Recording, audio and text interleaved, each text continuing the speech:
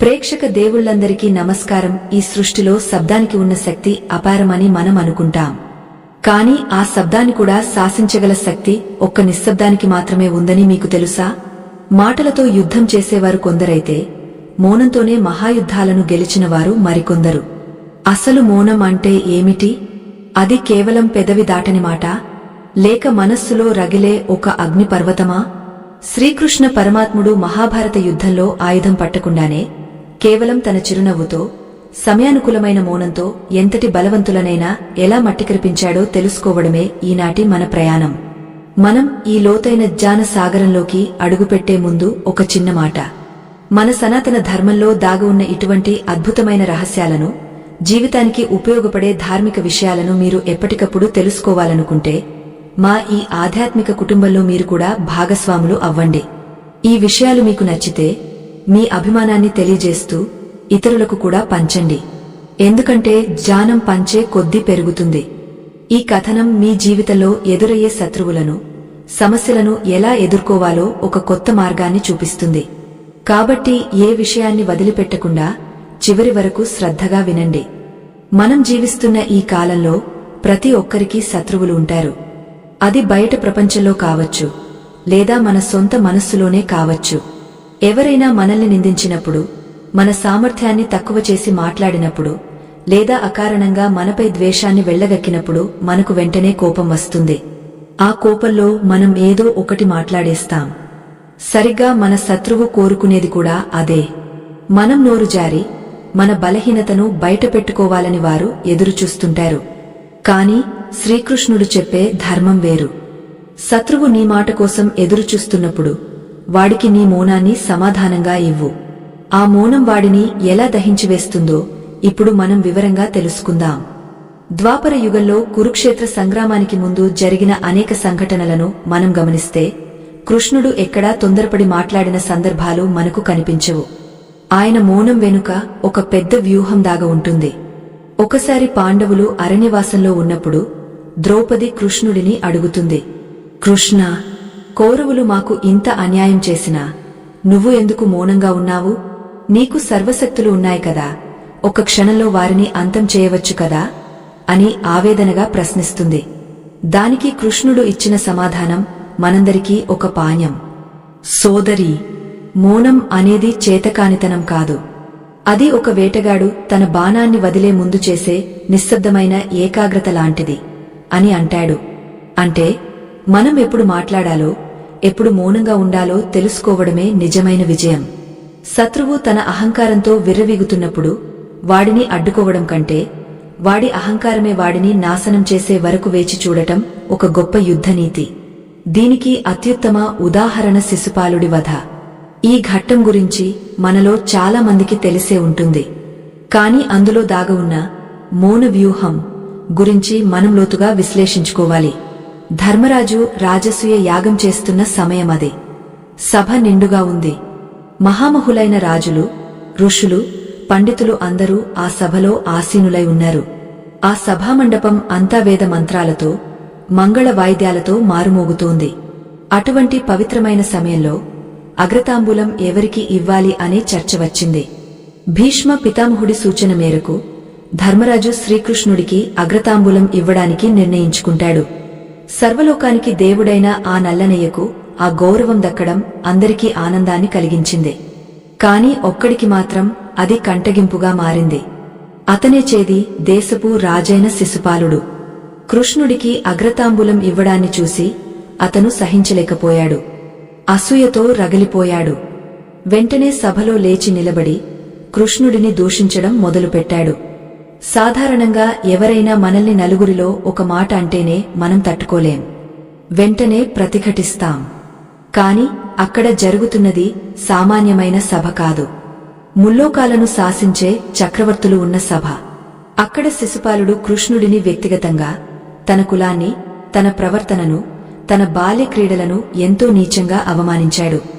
గొల్లల ఇంట పెరిగిన వాడికి అగ్రతాంబూలమా? ఆవులను కాచుకునేవాడికి ఈ రాజసభలో గౌరవమా? అంటూ నోటికి వచ్చినట్లు మాట్లాడాడు. ఆ మాటలు వింటున్న పాండవులకు రక్తం మరిగిపోయింది. భీముడు ఆగ్రహంతో ఊగపోతున్నాడు. సహదేవుడు తన కత్తిని దూయడానికి సిద్ధమయ్యాడు. సభలోని మిగతా రాజులు కూడా ఆశ్చర్యంతో, భయంతో ఏం జరుగుతుందో అని చూస్తున్నారు. కాని ఆ సభలో అందరికంటే ప్రశాంతంగా ఉన్నది ఒక్క కృష్ణుడు మాత్రమే. ఆయన ముఖంలో చిరునవ్వు చెక్కుచెదరలేదు. కనీసం కోపపు ఛాయలు కూడా ఆయన కళ్లలో కనిపించలేదు. ఇదే మౌనం యొక్క మొదటి దశ.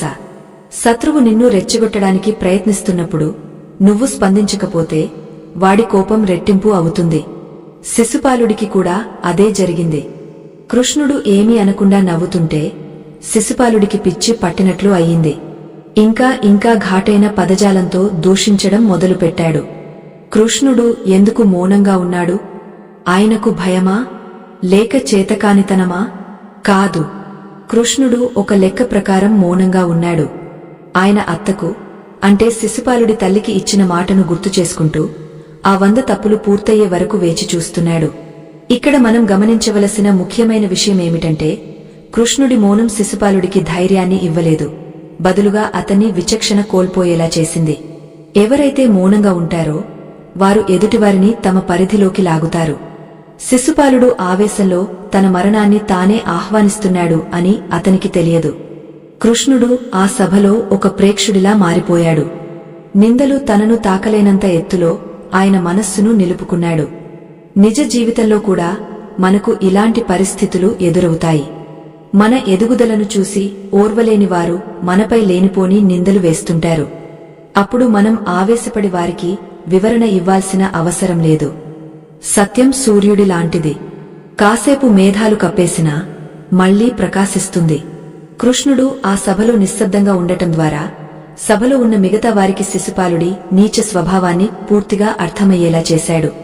ఒకవేళ కృష్ణుడు మధ్యలోనే అడ్డుకుని ఉంటే శిశుపాలుడి వికృత రూపం పూర్తిగా బయటపడేది కాదేమో. అంటే మౌనం అనేది ఒక అద్దం లాంటిది. ఎవరో మనల్ని తిడుతున్నప్పుడు మనం మౌనంగా ఉంటే ఆ తిట్లు తిరిగి వారికే తగులుతాయి. సభలో అందరూ శిశుపాలుడిని అసహించుకోవడం మొదలుపెట్టారు. ఎంత పొగరు ఇతనికి! సాక్షాత్తు దేవాదిదేవుడిని ఇంతలా నిందిస్తుంటే ఆయన ఎంత ఓర్పుతో భరిస్తున్నాడు అని అందరూ కృష్ణుడి గొప్పతనాన్ని కీర్తించడం మొదలుపెట్టారు. శత్రువు మనల్ని తగ్గించాలని చూసినప్పుడు మన మౌనం మన స్థాయిని పెంచుతుంది అనడానికి ఇదే నిదర్శనం. అలా 99 తప్పులు పూర్తయ్యాయి. శిశుపాలుడి గొంతు బొంగురుపోతోంది. కాని అసూయ అనే విషం అతన్ని ఆగనివ్వడం లేదు. చివరికి 100వ తప్పు కూడా చేశాడు. అప్పుడు కృష్ణుడు మాట్లాడాడు. కాని ఆ మాట గర్జనలా లేదు, చాలా ప్రశాంతంగా ఉంది. శిశుపాలా, నీ తప్పులన్నీ పూర్తయ్యాయి, ఇకనైనా ఆపు అని హెచ్చరించాడు. అది హెచ్చరికలా లేదు, ఒక తీర్పులా ఉంది. కాని మూర్ఖుడైన శిశుపాలుడు ఆ చివరి అవకాశాన్ని కూడా వాడుకోలేదు. అప్పుడు ఏం జరిగిందో మనందరికీ తెలుసు. కృష్ణుడి చేతిలోని సుదర్శన చక్రం కాదు, కృష్ణుడి మౌనం విడిచిన నిప్పుకణికలా ఆ చక్రం దూసుకువచ్చి శిశుపాలుడి శిరస్సును ఖండించింది. ఇక్కడ శారీరకమైన వధ కంటే మానసికమైన విజయం ముఖ్యం. కృష్ణుడు ఆ 100 మాటల వరకు మౌనంగా ఉండటం వల్లే ఆ వధకు ధర్మబద్ధమైన ఆమోదం లభించింది. ఒకవేళ ఆయన ముందే చంపి ఉంటే, పాపం, ఏదో చిన్న మాటకు కృష్ణుడు చంపేశాడు అని జాలిపడేవారు ఉండేవారేమో. కాని ఇప్పుడు ఆ సభలో ఉన్న ప్రతి ఒక్కరూ వీడికి జరగాల్సిన శాస్తే జరిగింది అని అనుకున్నారు. మౌనం మనకు న్యాయాన్ని చేకూరుస్తుంది. మన పక్షాన ధర్మముందని నిరూపించడానికి కొన్నిసార్లు వాదనలు అవసరం లేదు, కేవలం కాలం మరియు సహనం చాలు. అయితే మౌనం అంటే కేవలం నోరు మూసుకోవడం మాత్రమేనా? కాదు, అది అంతకంటే లోతైన ప్రక్రియ. మనస్సులో ఆలోచనల ప్రవాహాన్ని ఆపడమే నిజమైన మౌనం. కృష్ణుడు గీతలో అర్జునుడికి చెప్పిన స్థితప్రజ్ఞత కూడా ఇదే. సుఖదుఃఖాలలో, లాభనష్టాలలో, జయాపజయాలలో సమబుద్ధితో ఉండటం.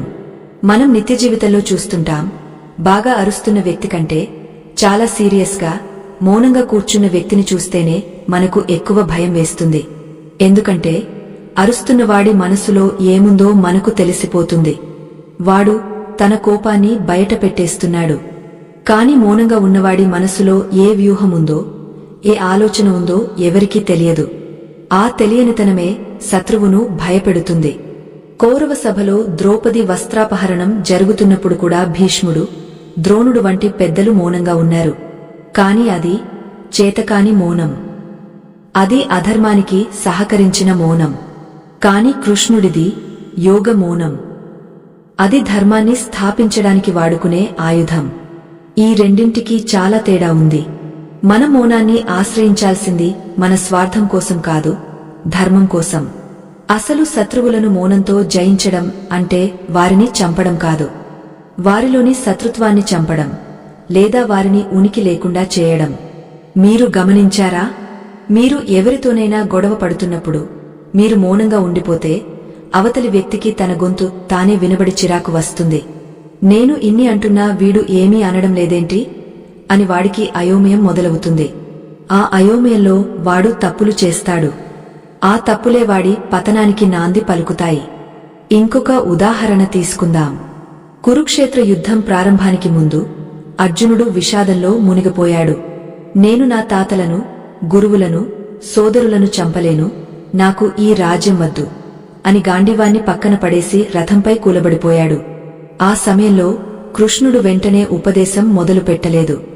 అర్జునుడు తన ఆవేదననంతా, తన భయాన్నంతా, తన సందేహాలనంతా బయటపెట్టే వరకు కృష్ణుడు చిరునవ్వుతో మౌనంగా విన్నాడు. మొదటి అధ్యాయం మొత్తం అర్జునుడి విషాదయోగమైతే అందులో కృష్ణుడు మాట్లాడినది చాలా తక్కువ. అర్జునుడు పూర్తిగా ఖాళీ అయిపోయి, శిష్యస్తేహం సాధి మాం త్వం ప్రపన్నం, నేను నీ శిష్యుడిని, నన్ను నడిపించు కృష్ణ అని శరణాగతి కోరే వరకు కృష్ణుడు వేచిచూశాడు. ఎప్పుడైతే అర్జునుడు మౌనంగా మారాడో అప్పుడు కృష్ణుడు జ్ఞానాన్ని బోధించడం మొదలుపెట్టాడు. దీనిని బట్టి మనకు అర్థమయ్యేది ఏమిటంటే, ఎదుటివారిని మార్చడానికి కూడా మౌనం ఒక సాధనం. వినే ఓపిక ఉంటేనే చెప్పే అర్హత వస్తుంది. అయితే ఈ మౌనంలో కూడా రకాలు ఉన్నాయి. తామసిక మౌనం, రాజసిక మౌనం, సాత్విక మౌనం. మనం కోపంతో, అలకతో మాట్లాడకుండా ఉంటే అది తామసిక మౌనం. ఇది మనకు, ఎదుటివారికి ఇద్దరికీ హాని చేస్తుంది. ఇక భయంతోనో ఏదో ఆశించి వ్యూహాత్మకంగానూ ఉండేది రాజసిక మౌనం. కాని జ్ఞానంతో, ప్రశాంతతతో, దైవ చింతనతో ఉండేదే సాత్విక మౌనం. కృష్ణుడు ఆచరించినది, మనకు బోధించినది ఈ సాత్విక మౌనాన్నే. శత్రువులను జయించడానికి మౌనం ఎలా ఉపయోగపడుతుందో మానసిక శాస్త్రం పరంగా కూడా చూద్దాం. ఎవరైనా మిమ్మల్ని దూషించినప్పుడు వారి ఉద్దేశం మిమ్మల్ని బాధ పెట్టడం. మీరు బాధపడి ఏడ్చి లేదా తిరిగి తిడితే వారి లక్ష్యం నెరవేరినట్లే, వారు గెలిచినట్లే. కాని మీరు ఏ భావం చూపించకుండా ఒక రాయిలా లేదా ఒక నిర్మలమైన నీటి కొలనులా ఉండిపోతే వారి బాణం లక్ష్యం తప్పినట్లే. ఆ బాణం తిరిగి వారి గుండెకే గుచ్చుకుంటుంది. నా మాటలకు విలువ లేదా, నా కోపానికి అర్థం లేదా అనే న్యూనతా భావం వారిలో మొదలవుతుంది. ఇప్పుడు అసలైన రహస్యంలోకి వెళ్దాం. కృష్ణుడు అంటాడు కదా, అన్ని నేనే, అంతా నాలోనే ఉంది అని. మరి ఆ కృష్ణుడి తత్వాన్ని మనం ఎలా అలవర్చుకోవాలి? ఉదయం లేచిన దగ్గరి నుండి రాత్రి పడుకునే వరకు మనం ఎన్నో అనవసరమైన మాటలు మాట్లాడుతుంటాం. ఆ మాటల ద్వారా మన శక్తిని ఎంత వృధా చేసుకుంటున్నామో మనకు తెలియదు. వాక్శక్తి అనేది ప్రాణశక్తితో సమానం. ఋషులు, మునులు సంవత్సరాల తరబడి మౌనవ్రతం చేసేది ఎందుకు? వారి తపోశక్తిని పెంచుకోవడానికే కదా. మనం కూడా మనలోని ఆత్మశక్తిని పెంచుకోవాలంటే రోజులో కొంత సమయమైనా మౌనంగా ఉండటం అలవాటు చేసుకోవాలి. కాని ఇక్కడ ఒక చిక్కు ప్రశ్న ఉంది. అధర్మం జరుగుతున్నప్పుడు కూడా మౌనంగా ఉండాలా? ద్రౌపదికి అన్యాయం జరుగుతున్నప్పుడు సభలో ఉన్న పెద్దలంతా మౌనంగా ఉన్నారు కదా, మరి అది తప్పు కదా? అవును, అది ముమ్మాటికి తప్పే. అందుకే కృష్ణుడు ఆ మౌనాన్ని ఖండించాడు. మరి ఎప్పుడు మౌనంగా ఉండాలి, ఎప్పుడు గొంతు ఎత్తాలి? ఈ రెండింటి మధ్య ఉన్న సన్నని గీతను గుర్తించడమే వివేకం. మన స్వార్థం కోసం, మన భద్రత కోసం మౌనంగా ఉంటే అది పిరికితనం. కాని ధర్మం కోసం, సత్యం నిలబడటం కోసం, సరైన సమయం కోసం వేచి చూస్తూ ఉండే మౌనం ధైర్యం. ఈ వ్యత్యాసాన్ని అర్థం చేసుకోవడానికి మహాభారతంలోనే మరొక అద్భుతమైన ఉదాహరణ ఉంది. రాయబార సమయంలో కృష్ణుడు కౌరవ సభకు వెళ్తాడు. అక్కడ దుర్యోధనుడు కృష్ణుడిని బంధించడానికి ప్రయత్నిస్తాడు. అప్పుడు కృష్ణుడు కోప్పడలేదు. కేవలం తన విశ్వరూపాన్ని ప్రదర్శించాడు. ఆ విశ్వరూపం ముందు శబ్దాలన్నీ చిన్నబోయాయి. అందరూ నోర్లు వెళ్లబెట్టి చూడటం తప్ప ఒక్క మాట కూడా మాట్లాడలేకపోయారు. అది మౌనం యొక్క ఉగ్రరూపం. అంటే నీ మౌనం ఎంత బలంగా ఉండాలంటే అది ఎదుటివాడిని నోరు ఎత్తకుండా చేయాలి. శత్రువులపై విజయం సాధించడానికి కృష్ణుడు చెప్పిన మరో సూత్రం ఉపేక్ష. అంటే పట్టించుకోకపోవడం. ఇది మౌనంలో ఒక భాగం. దుర్యోధనుడు ఎన్ని కుట్రలు పన్నినా కృష్ణుడు వాటిని పెద్దగా పట్టించుకున్నట్లు కనిపించేవాడు కాదు. లక్క ఇంటి నుండి పాండవులు తప్పించుకున్నప్పుడు గాని, విషాహారం పెట్టినప్పుడు గాని కృష్ణుడు కౌరవులపై యుద్ధం ప్రకటించలేదు. ఆ విషయాన్ని అక్కడితో వదిలేసి పాండవులను సురక్షితంగా ఉంచడంపైనే దృష్టి పెట్టాడు. ఈ ఉపేక్ష వైఖరి కౌరవులకు మరింత కడుపు మంటను తెప్పించేది. నిజానికి మన జీవితంలో మనశ్శాంతిని కోల్పోయేలా చేసేది మన శత్రువులు కాదు, వారి పట్ల మనకున్న అతిస్పందన. ఎవరైనా ఒక మాట అనగానే దాన్ని 10 రోజులు తలచుకుని బాధపడతాం. అంటే ఆ శత్రువు మన పక్కన లేకపోయినా మన తలలో తిష్ట వేసుకుని కూర్చున్నాడు అన్నమాట. వాడిని మన తలలో నుండి బయటకు పంపాలంటే ఉన్న ఏకైక మార్గం మౌనం. ఆలోచనల పట్ల మౌనం వహించడం. ఎప్పుడైతే నువ్వు ఆ విషయాన్ని గురించి ఆలోచించడం మానేస్తావో అప్పుడే నువ్వు ఆ శత్రువుపై నిజమైన విజయం సాధించినట్లు. అయితే యుద్ధరంగంలో బాణాలు దూసుకువస్తుంటే మౌనంగా కూర్చుంటే చనిపోతాం కదా. అక్కడ కృష్ణుడు అర్జునుడిని యుద్ధం చేయమనే చెప్పాడు కదా. మరి ఈ మౌనం సిద్ధాంతం అక్కడ ఎలా వర్తిస్తుంది? ఇక్కడే మనం కృష్ణుడి గీతా సారాన్ని లోతుగా చూడాలి. యుద్ధం చెయ్యి, కాని ఫలితం పట్ల సంగం లేకుండా చెయ్యి అన్నాడు. అంటే బయట యుద్ధం జరుగుతున్నా లోపల మాత్రం ప్రశాంతమైన మౌనం ఉండాలి. చేతులు బాణాలు వేస్తున్నా మనస్సు మాత్రం నిశ్చలంగా ధ్యానంలో ఉన్నట్లు ఉండాలి. అప్పుడే ఆ బాణానికి గురి తప్పదు. శత్రువులను ఎదుర్కోవడానికి 3 మార్గాలు ఉన్నాయి. 1 వాడి స్థాయికి దిగ వాడితో పోరాడటం. 2 వాడికి భయపడి పారిపోవడం. 3 కృష్ణుడు చూపిన మార్గం మౌనంతో, చిరునవ్వుతో వాడి అజ్ఞానాన్ని వాడికే వదిలేసి మన పని మనం చేసుకుపోవడం. మీరు గమనించండి, బురదలో రాయి వేస్తే ఆ బురద మనమీదే పడుతుంది. అందుకే తెలివైనవాడు ఆ బురదను చూసి పక్కకు తప్పుకుంటాడు లేదా మౌనంగా వెళ్లిపోతాడు. అది ఓటమి కాదు, వివేకం. కాని ఈ మౌనాన్ని పాటించడం అంత సులభమా? కోపం నశాలానికి ఎక్కినప్పుడు మౌనంగా ఉండగలమా? మనల్ని అందరూ వేలెత్తి చూపిస్తుంటే ఏమీ మాట్లాడకుండా ఉండగలమా? ఇది సాధ్యం కావాలంటే ఒక గొప్ప సాధన కావాలి. కృష్ణుడు ఆ సాధనను ఎలా చేయాలో, మనస్సును ఎలా అదుపులో ఉంచుకోవాలో చాలా స్పష్టంగా చెప్పాడు. ఆ రహస్యాలు తెలిస్తే ఇక ఏ శత్రువు మిమ్మల్ని ఓడించలేడు. ఈ ప్రయాణంలో మనం చాలా దూరం వచ్చాం. మౌనం అంటే ఏమిటి? శిశుపాలుడి విషయంలో కృష్ణుడు దాన్ని ఎలా ప్రయోగించాడు? అసలు నిజమైన విజయం అంటే ఏమిటి అనేది చూశాం. కాని ఇది కేవలం ఆరంభం మాత్రమే. మౌనంలో ఇంకా ఎన్నో లోతున పొరలు ఉన్నాయి. శత్రువు మనల్ని శారీరకంగా కాకుండా మానసిక యుద్ధంలో ఇరికించినప్పుడు ఏం చేయాలి? మన సొంత వాళ్లే మనకు శత్రువులుగా మారినప్పుడు, అంటే మన ఇంట్లోనే కురుక్షేత్రం జరుగుతున్నప్పుడు ఈ మౌనాన్ని ఆయుధంగా ఎలా వాడాలి? అన్నింటికంటే ముఖ్యంగా కలియుగంలో ఈ కృష్ణతత్వాన్ని మనం ఎలా ఆచరించాలి? ఇవన్నీ రాబోయే భాగాల్లో ఇంకా వివరంగా తెలుసుకుందాం. అయితే ఇక్కడ ఒక ఆసక్తికరమైన ప్రశ్న మిగిలి ఉంది. కృష్ణుడు అర్జునుడికి యుద్ధం చేయమని చెప్పాడు, కాని తాను మాత్రం ఆయుధం పట్టనని ప్రతిజ్ఞ చేశాడు. ఎందుకు? ఆయుధం పట్టని కృష్ణుడి మౌనం గాంధీవం పట్టిన అర్జునుడి కంటే ఎందుకు శక్తివంతమైనది?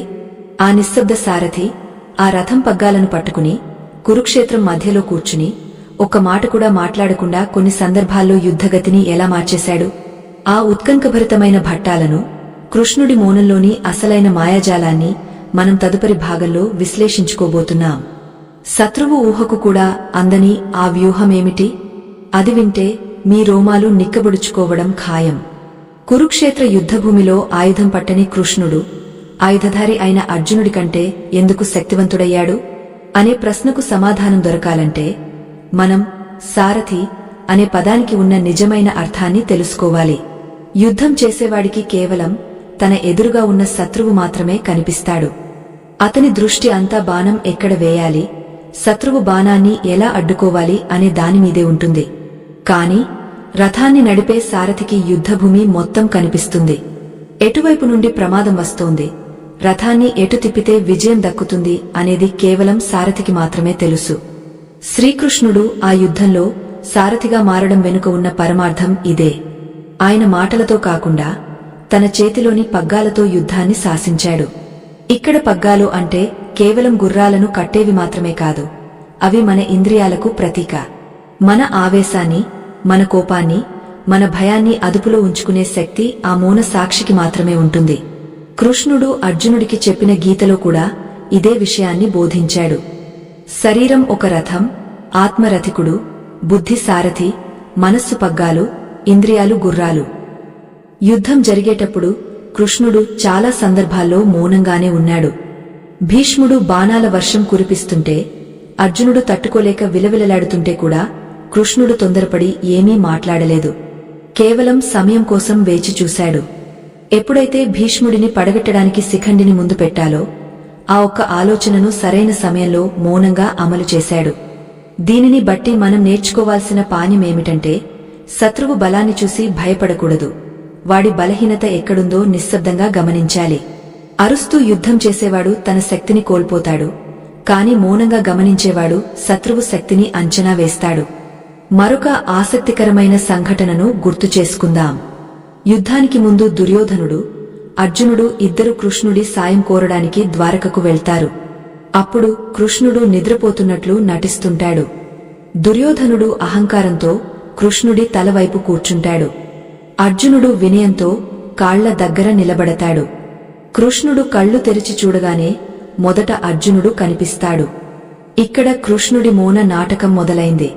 ఇద్దరికీ సాయం చేయాలి కాబట్టి ఒకవైపు తన సైన్యం, మరోవైపు ఆయుధం పట్టని తాను ఉంటానని ఎంచుకోమని అడుగుతాడు. దుర్యోధనుడు ఏమాత్రం ఆలోచించకుండా మౌనంగా ఉండే కృష్ణుడు నాకెందుకు, గొడవ చేయడానికి, యుద్ధం చేయడానికి లక్షల మంది సైన్యం కావాలి అని ఆశపడ్డాడు. కాని అర్జునుడు మాత్రం నాకు ఆ నిశ్శబ్ద దైవం చాలు అని కృష్ణుడిని కోరుకున్నాడు. అక్కడ దుర్యోధనుడు చేసిన తప్పే మనలో చాలామంది చేస్తుంటారు. శత్రువులను జయించడానికి మనకు మనుషుల బలం, ధన బలం, కండ బలం కావాలని అనుకుంటాం.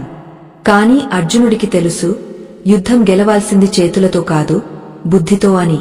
ఆ బుద్ధి స్థిరంగా ఉండాలంటే పక్కన కృష్ణుడి వంటి నిశ్చలమైన శక్తి ఉండాలని. ఫలితం మనందరికీ తెలిసిందే. అక్షోహిణుల సైన్యమున్నా దుర్యోధనుడు ఓడిపోయాడు. ఒక్కడు ఆయుధం పట్టని కృష్ణుడు పక్కన ఉన్నందుకు పాండవులు గెలిచారు.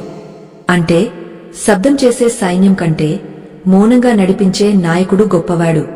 మన జీవితంలో కూడా సమస్యలు వచ్చినప్పుడు నలుగురిని వెంటేసుకుని గొడవకు వెళ్లడం కంటే ఒక్కడివే అయినా స్థిరమైన మనసుతో, మౌనమైన వ్యూహంతో అడుగువేస్తే విజయం నీదే అవుతుంది. శత్రువుకు నీ బలం ఎంతో తెలియకూడదు. దుర్యోధనుడికి చివరి వరకు కృష్ణుడి మాయ అర్థం కాలేదు. ఎందుకంటే కృష్ణుడు తన వ్యూహాలను మాటల్లో ఎప్పుడూ బయటపెట్టలేదు. మౌనం అనేది ఒక కవచం లాంటిది. కర్ణుడు కురుక్షేత్ర యుద్ధంలో అడుగుపెట్టినప్పుడు అతనికి కృష్ణుడి మీద చాలా కోపముంది. కాని కృష్ణుడు కర్ణుడి పుట్టుక రహస్యాన్ని చాలా కాలం పాటు మౌనంగా దాచిపెట్టాడు. కర్ణుడు కుంతీదేవి పెద్ద కొడుకు అనే నిజాన్ని కృష్ణుడు ఎప్పుడో గ్రహించాడు.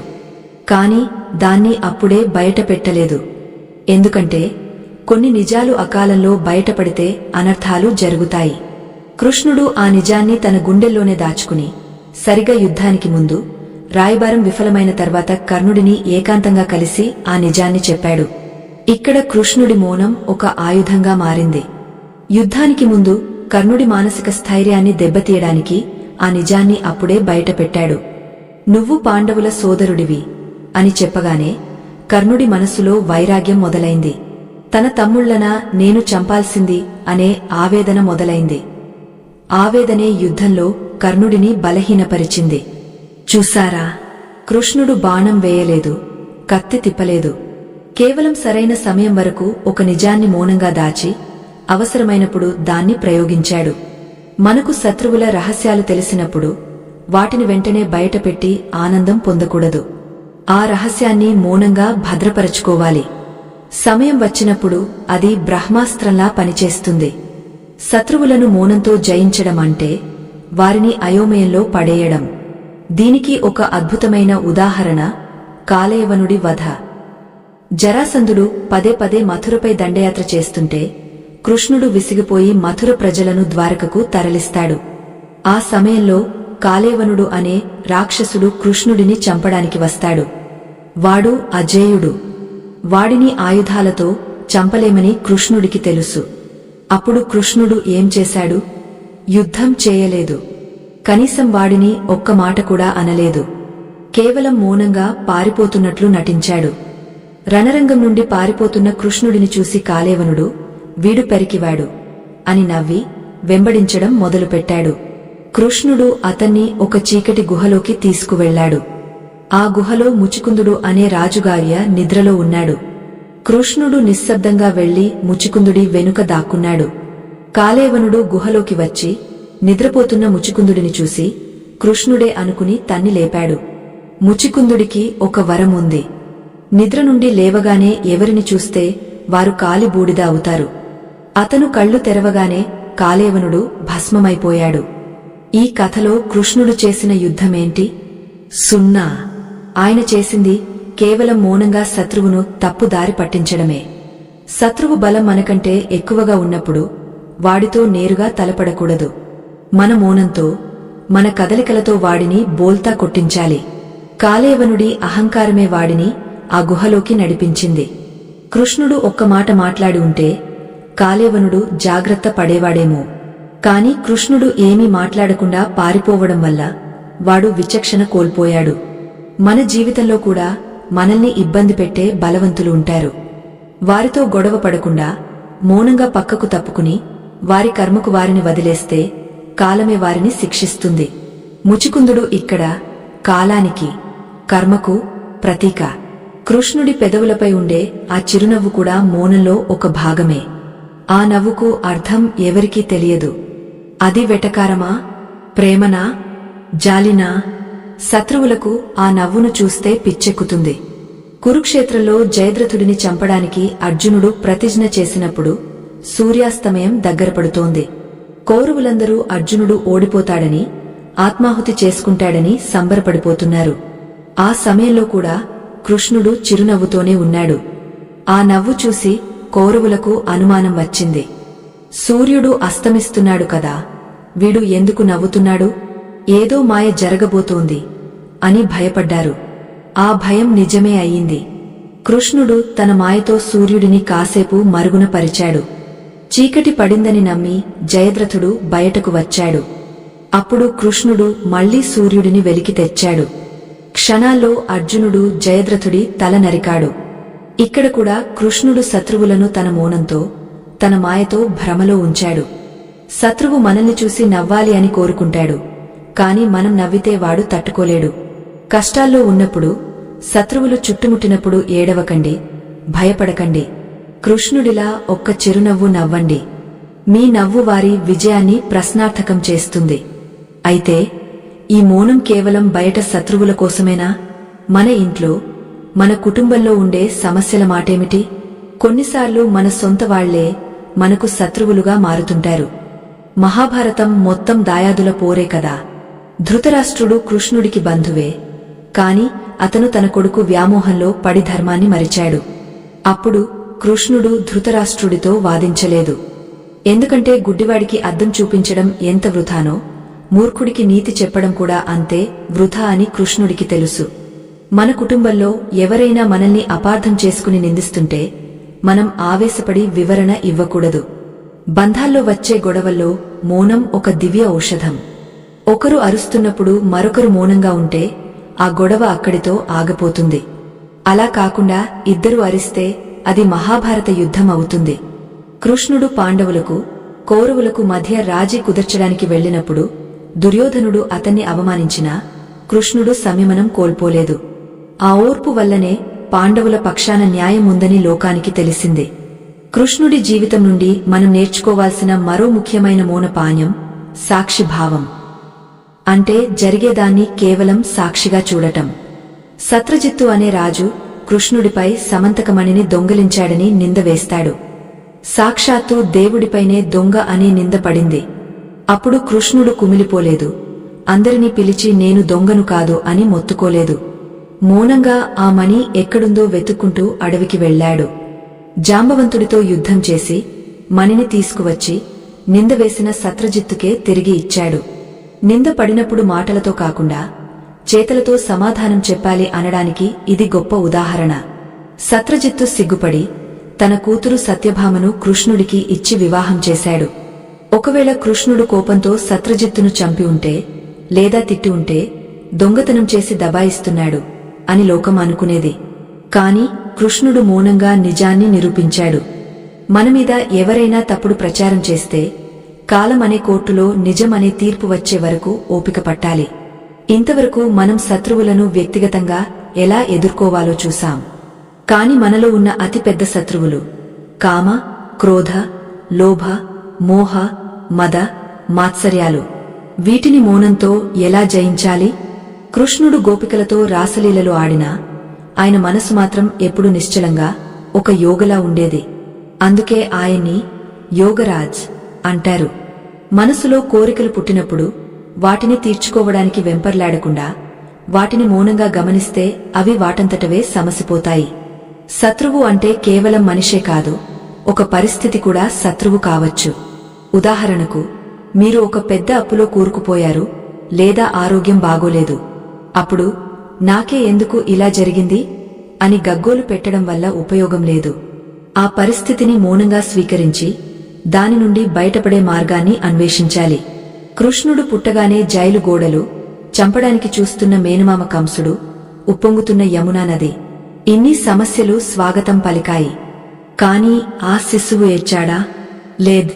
ఆ మౌనమే వసుదేవుడికి ధైర్యాన్ని ఇచ్చింది. ఇప్పుడు మనం ఒక లోతైన విషయాన్ని ఆలోచించాలి. మౌనం శక్తివంతమైనదే, కాని అది కొన్నిసార్లు ప్రమాదకరం కూడా కావచ్చు కదా. అశ్వత్థామ నరోవా కుంజరోవా, మనిషో ఏనుగో తెలియదు అని ధర్మరాజు చేత అబద్ధం చెప్పించినప్పుడు కృష్ణుడు దాన్ని సమర్థించాడు. కాని అక్కడే ఉన్న పాండవులు మౌనంగా ఉండిపోయారు. ఆ మౌనం ద్రోణుడి మరణానికి కారణమైంది. అంటే ధర్మ సంస్థాపన కోసం కొన్నిసార్లు మౌనంగా ఉండాలి, మరికొన్నిసార్లు మౌనాన్ని వీడి సత్యాన్ని వక్రీకరించినా పర్వాలేదు అంటారా? ఇది చాలా సంక్లిష్టమైన ధర్మ సూక్ష్మం. కృష్ణుడు ఆడిన ఈ నాటకంలో మౌనం యొక్క పాత్ర ఏమిటి? అసలు శత్రువును దెబ్బకొట్టడానికి నిశ్శబ్ద ప్రతీకారమెలా తీర్చుకోవాలి? ఇది చాలా ఆసక్తికరమైన అంశం. అరుస్తూ పగ తీర్చుకోవడం అందరికీ వచ్చు, కాని ఏమీ తెలియనట్లు నటిస్తూ శత్రువు తన గోతిని తానే తీసుకునేలా చేయడం ఒక కళ. కృష్ణుడు ఆ కళలో దిట్ట. శత్రువు మనల్ని రెచ్చగొట్టినప్పుడు మనం మౌనంగా ఉంటే వాడు మనల్ని చేతకాని వాళ్లం అనుకుంటాడు. ఆ అపోహే వాడికి మృత్యువు అవుతుంది. జరాసంధుడిని భీముడితో చంపించేటప్పుడు కూడా కృష్ణుడు ఒక వ్యూహం పన్నాడు. బ్రాహ్మణుల వేషంలో వెళ్లి మౌనంగా భిక్ష అడిగారు. జరాసంధుడు మోసపోయి ద్వంద్వ యుద్ధానికి ఒప్పుకున్నాడు. అక్కడ కూడా కృష్ణుడు తన మౌన వేషధారణతో జరాసంధుడి మరణ శాసనాన్ని లిఖించాడు. మనకు అనిపిస్తుంది, కృష్ణా, నువ్వు దేవుడివి కదా, నీకు ఇవన్నీ సాధ్యం. కాని మాకు సామాన్య మానవులం కదా, మాకు ఇది ఎలా సాధ్యం అని. కాని కృష్ణుడు చెప్పింది దేవుడిగా కాదు, ఒక మనిషిగా జీవించి చూపించాడు. మన శ్వాసలో, మన ధ్యాసలో ఆ కృష్ణతత్వాన్ని నింపుకుంటే మనకు కూడా ఆ స్థితప్రజ్ఞత వస్తుంది. తదుపరి భాగంలో మనం ఒక అద్భుతమైన, ఎవరూ పెద్దగా చర్చించని అంశాన్ని తెలుసుకోబోతున్నాం. శత్రువులు మనపై మంత్రతంత్రాలు ప్రయోగించినప్పుడు లేదా మనపై కుట్రలు పన్నినప్పుడు మౌనమంత్రం తో వాటిని ఎలా తిప్పికొట్టాలి? కృష్ణుడు పాండవులను లాక్షాగృహం నుండి కాపాడినప్పుడు ఉపయోగించిన రహస్య సంకేత భాష గురించి మీకు తెలుసా? విదురుడు కృష్ణుడి ప్రేరణతో పాండవులకు పంపిన ఆ మౌన సందేశాలు ఏమిటి? అవి వారి ప్రాణాలను ఎలా కాపాడాయి?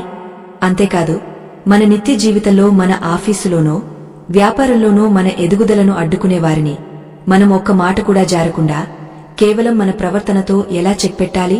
ఈ మోడరండే కురుక్షేత్రంలో కృష్ణనీతిని ఎలా వాడాలో వచ్చే భాగంలో పూసుగుచ్చినట్లు వివరిస్తాను. సిద్ధంగా ఉండండి. శత్రువు కంటపడకుండానే మనల్ని దెబ్బతీయాలని చూసినప్పుడు మనం కూడా వాడికి కనపడకుండానే తప్పించుకోవాలి. దీనికి మహాభారతంలో అత్యద్భుతమైన ఉదాహరణ లాక్షాగృహ దహనం. కౌరవులు పాండవుల కోసం లక్కతో ఒక ఇల్లు కట్టించారు. అది చూడటానికి చాలా అందంగా ఉంది, కాని అది ఒక మరణ శాసనం. కొంచెం నిప్పు తగిలినా క్షణాల్లో బూడిద అయిపోయే ప్రమాదకరమైన ఇల్లు అది. ఈ కుట్ర విదురుడికి తెలిసింది. కాని అతను బహిరంగంగా పాండవులకు చెప్పలేకపోయాడు. ఎందుకంటే అలా చెబితే కౌరవులు అప్రమత్తమై మరో మార్గంలో చంపడానికి ప్రయత్నిస్తారు. అప్పుడు విదురుడు ఒక విచిత్రమైన మార్గాన్ని ఎంచుకున్నాడు. పాండవులు ఆ ఇంటికి బయలుదేరుతున్నప్పుడు విదురుడు ధర్మరాజుతో ఒక నిగూఢమైన భాషలో మాట్లాడాడు. చుట్టూ ఉన్న సైనికులకు, గుజచరులకు ఆ భాష అర్థం కాలేదు. అడవిలో మంట పుట్టినప్పుడు భూమిలో బొరియలు చేసుకుని బ్రతికే ఎలుకలు, ముళ్ల పందులు మాత్రమే తప్పించుకోగలవు అని చెప్పాడు. అంటే అగ్ని ప్రమాదం నుండి తప్పించుకోవడానికి సొరంగం మార్గమే శరణ్యం అని సంకేతమిచ్చాడు. ధర్మరాజుకు ఆ సంకేతం అర్థమైంది. మౌనంగా తల ఊపాడు. ఇక్కడ మనం గమనించాల్సింది ఏమిటంటే, శత్రువు మనకోసం ఉచ్చు బిగించినప్పుడు మనం భయపడి అరవకూడదు. నాకు అన్యాయం జరుగుతోంది అని గొడవ చేయకూడదు. అలా చేస్తే శత్రువు తన పద్ధతిని మార్చుకుంటాడు. ధర్మరాజు ఆ లక్క ఇంట్లో ఉన్నన్ని రోజులు తనకు ఏమీ తెలియనట్లే ప్రవర్తించాడు. కౌరవులను నమ్ముతున్నట్లే నటించాడు. ఆ నమ్మకమే కౌరవులను ఏమార్చింది. పాండవులు లోపల మౌనంగా సొరంగం తవ్వుకున్నారు. సరైన సమయం చూసి ఆ ఇంటికి తామే నిప్పుపెట్టి శత్రువులకు దొరకకుండా ఆ సొరంగం గుండా తప్పించుకున్నారు. కౌరవులు పాండవులు చనిపోయారని సంబరపడ్డారు. శత్రువు మనల్ని చూసి వాడు అయిపోయాడు అని అనుకోవడమే మనకు నిజమైన రక్షణ కవచం. మన అడుగుల చప్పుడు శత్రువుకు వినపడకూడదు. ఈ రోజుల్లో మనం పనిచేసే చోట కూడా ఇలాంటి లాక్షాగృహాలు ఎన్నో ఉంటాయి. మనతోనే ఉంటూ మన వెనుక గోతులు తవ్వేవారుంటారు. అలాంటి వారి కుట్రలు మనకు తెలిసినప్పుడు వారిని నిలదీయడం అవివేకం. నాకు నీ కుట్ర గురించి తెలుసు అని చెబితే వాడు మరింత జాగ్రత్త పడతాడు. దానికి బదులుగా ఏమీ తెలియనట్లు మౌనంగా ఉంటూ మన పని మనం చేసుకుంటూ ప్రమాదం వచ్చినప్పుడు తప్పించుకునే మౌన సరంగం మన దగ్గర ఉండాలి. శత్రువు మనల్ని మాటలతో రెచ్చగొడితే అది వేరు. కాని కుట్రలతో దెబ్బ కొట్టాలని చూస్తే మాత్రం మనం చాలా వ్యూహాత్మకంగా ఉండాలి. కృష్ణుడు ఎప్పుడూ శత్రువును తక్కువ అంచనా వేయలేదు. అలాగని అతిగా స్పందించలేదు. జరాసంధుడు 17 సార్లు దండెత్తినా కృష్ణుడు ఓర్పు వహించాడు. ఎందుకంటే ప్రతిసారి యుద్ధం చేయడం వల్ల సైన్యం నష్టపోతుంది, ప్రజలు ఇబ్బంది పడతారు. అందుకే 18వసారి యుద్ధం చేయకుండా ద్వారకను సముద్రం మధ్యలో నిర్మించాడు. అది పారిపోవడం కాదు, శత్రువుకు అందనంత ఎత్తుకు ఎదగడం. మన జీవితంలో కూడా మన ఎదుగుదలను ఓర్వలేనివారు మన వ్యాపారాన్ని లేదా ఉద్యోగాన్ని దెబ్బతీయాలని చూస్తారు. అప్పుడు మనం వారితో గొడవ పెట్టుకుని కోర్టుల చుట్టూ, పోలీస్ స్టేషన్ల చుట్టూ తిరగడం వల్ల మన సమయం, ధనం వృధా అవుతాయి. దానికి బదులుగా మన నైపుణ్యాన్ని, మన సామర్థ్యాన్ని పెంచుకుని వారికి అందనంత ఎత్తుకు వెళ్లిపోవాలి. సముద్రం మధ్యలో ఉన్న ద్వారకను జరాసంధుడు ఏమీ చేయలేకపోయాడు. అలాగే జ్ఞానం మరియు మౌనం అనే సముద్రం మధ్యలో మీ మనస్సును ఉంచుకుంటే ఏ శత్రువు మిమ్మల్ని తాకలేడు. ఇక తంత్రమంత్రాల ప్రస్తావన గురించి మాట్లాడుకుందాం.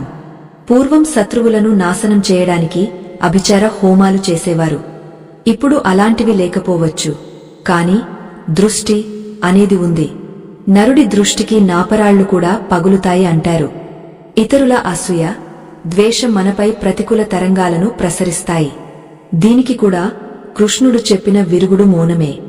ఎవరైతే మీ గురించి చెడుగా మాట్లాడుతున్నారో వారి గురించి మీరు అస్సలు ఆలోచించకండి. మీరు వారి గురించి ఆలోచించిన మరుక్షణం వారిలో ఉన్న ఆ ప్రతికూల శక్తికి మీ మనస్సులో చోటు ఇచ్చినట్లే. గాంధారి తన కళ్లకు గంతలు కట్టుకుని ఉంటుంది. ఆమెకు గొప్ప తపోశక్తి ఉంది. కురుక్షేత్ర యుద్ధం చివరిలో ఆమె తన కొడుకు దుర్యోధనుడిని కాపాడుకోవడానికి ఒక నిర్ణయం తీసుకుంటుంది. నగ్నంగా నా ముందుకురా, నా కళ్ల గంతలు విప్పి నిన్ను చూస్తాను, నా చూపు పడిన చోట నీ శరీరం వజ్రంలా మారుతుంది అని చెబుతుంది. దుర్యోధనుడు సంతోషంగా బయలుదేరుతాడు. ఇది తెలిసిన కృష్ణుడు ఆ శక్తిని ఎలా అడ్డుకోవాలి? గాంధారితో వాదనకు దిగితే ఆమె వినదు, దుర్యోధనుడిని ఆపితే వాడు ఆగడు. అప్పుడు కృష్ణుడు దారిలో దుర్యోధనుడిని కలుస్తాడు. ఎప్పటిలాగే చిరునవ్వుతో మౌనంగా ఒక వెటకారపు చూపు చూస్తాడు.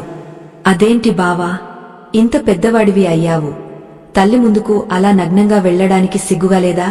కనీసం తుంటి భాగమైనా కప్పుకో అని చిన్నగా సలహా ఇస్తాడు. కృష్ణుడు ఆజ్ఞాపించలేదు, కేవలం ఒక సందేహాన్ని వాడి బుర్రలో వదిలాడు. మూర్ఖుడికి కూడా పరువు ఉంటుంది కదా. వెంటనే దుర్యోధనుడు ఆకులతో తన తుంటి భాగాన్ని కప్పుకుని వెళ్తాడు. గాంధారి కళ్ళు తెరిచి చూసినప్పుడు ఆకులు కప్పిన భాగం తప్ప మిగతా శరీరం వజ్రంలా మారుతుంది. సరిగ్గా ఆ బలహీనతే యుద్ధంలో అతని మరణానికి కారణమవుతుంది. ఇక్కడ కృష్ణుడు చేసింది ఏమిటి? ఒక పెద్ద మంత్రశక్తిని, తపోశక్తిని కేవలం ఒక చిన్న మాటతో, సమయస్ఫూర్తితో నిర్వీర్యం చేశాడు. శత్రువు ఎంత పెద్ద ప్లాన్ వేసినా అందులో ఏదో ఒక చిన్న లోపముంటుంది. ప్రశాంతంగా, మౌనంగా ఆలోచించే వాడికి మాత్రమే ఆ లోపం కనిపిస్తుంది. ఆవేశంలో ఉన్నవాడికి కళ్ళు మూసుకుపోతాయి. అందుకే కృష్ణుడు ఎప్పుడూ ప్రశాంతంగా ఉంటాడు. మనం ఉద్యోగాల్లో చూస్తుంటాం. పై అధికారి మనల్ని తిడుతుంటారు, లేదా తోటి ఉద్యోగ మనమీద చాడీలు చెబుతుంటాడు. అప్పుడు మనం వెంటనే రియాక్ట్ అయిపోయి మెయిల్స్ పెట్టడం, గొడవ పడటం చేస్తాం. కాని అలాంటప్పుడు ఒక్క క్షణం ఆగే కృష్ణుడిని తలచుకోండి. అవతలి వ్యక్తి ఎందుకు అలా చేస్తున్నాడు? వాడి భయమేంటి? వాడి బలహీనత ఏంటి అని మౌనంగా విశ్లేషించండి. మీ మౌనం వాడిని భయపెడుతుంది. వీడు ఏమీ మాట్లాడటం లేదంటే ఏదో పెద్ద ప్లాన్లో ఉన్నాడు అని వాడు కంగారు పడతాడు. ఆ కంగారులో వాడు తప్పు చేస్తాడు. ఆ తప్పే మీకు ఆయుధం అవుతుంది. శత్రువులను జయించడంలో ఉపవాసం కూడా ఒక రకమైన మౌనమే. అంటే శారీరక ఉపవాసం కాదు, మాటల ఉపవాసం. వారానికి ఒక రోజైనా ఎవరితోనూ మాట్లాడకుండా, ఫోన్ చూడకుండా కేవలం మీతో మీరు గడపండి. ఆ సమయంలో మీ ఆత్మశక్తి పెరుగుతుంది. ఎవరైతే మౌనాన్ని ఆశ్రయిస్తారో వారి మాటలకు మంత్రశక్తి వస్తుంది. ఋషులు శపించినా, దీవించినా అది వెంటనే ఎందుకు జరుగుతుంది?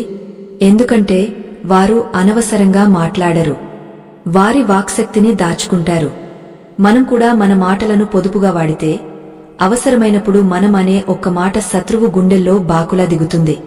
అర్జునుడికి, కర్ణుడికి మధ్య జరిగిన యుద్ధంలో కూడా మౌనం పాత్ర ఉంది. కర్ణుడు గొప్ప వీరుడే, కాని అతనికి తన బలమీద కంటే అర్జునుడిని చంపాలనే కసిమీద ఎక్కువ ధ్యాస ఉంది. అతను యుద్ధం చేసేటప్పుడు చాలా అరుస్తాడు, ప్రగల్భాలు పలుకుతాడు. కాని అర్జునుడు కృష్ణుడి సాహచర్యంలో ఉన్నాడు కాబట్టి చాలా నిశ్శబ్దంగా తన పని తాను చేసుకుపోతాడు.